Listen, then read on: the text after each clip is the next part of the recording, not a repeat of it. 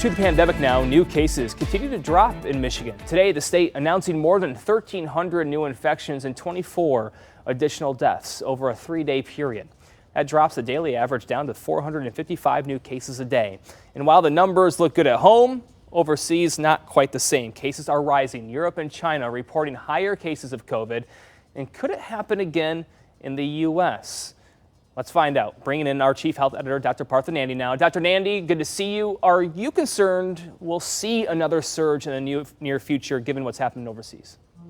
Brian, the thing is that there's one thing we've learned about the coronavirus, that it's unpredictable, right? If we look at what's going on in Europe, countries like the UK, the Netherlands, and Germany are seeing yet another rise in cases. And there's also concern that the conflict we talked about just a minute ago in Ukraine could possibly contribute to a surge because over 2 million Ukrainians have fled their country. So that means shelters in surrounding areas are quite crowded. It's also unfortunate, Brian, that Ukraine and many surrounding areas actually have low vaccination rates. So if a wave happens in Europe, can it happen in the US? And it seems like right now it's unlikely because our numbers are still trending downward. But by the end of March, every state will have dropped its mask mandate, right? You combine human behavior, infectious disease, and very few pandemic precautions together, well, the answer is absolutely another wave is possible. And remember that this virus is very opportunistic. So even in countries like China, where they have a zero COVID policy, they're facing a new spike due to Omicron. It's just a very contagious virus, Brian. So, Doc, with these rising cases, what are hospitalizations looking like overseas?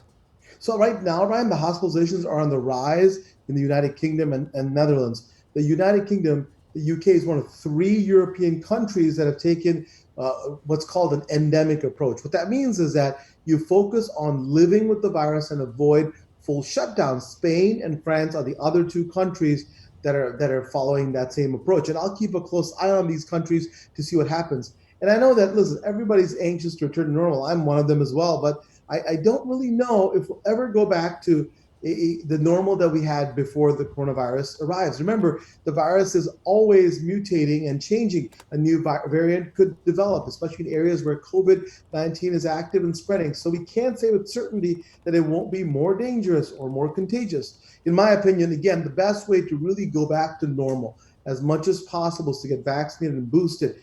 And the data is a little disappointing, right? Right now, only 44% of the U.S. is boosted. To me, that's way too low. Surprising also because the CDC data, Brian, shows that the Pfizer and Moderna boosters have proven to be very effective when it comes to hospitalizations, the very thing we want to avoid, even with Omicron. So once again, best way to get back to normalcy and protect yourself is to get vaccinated and boosted. But we'll watch the numbers in Europe and around the world and to see if we're going to be getting the same kind of treatment here in the U.S. and especially in Michigan.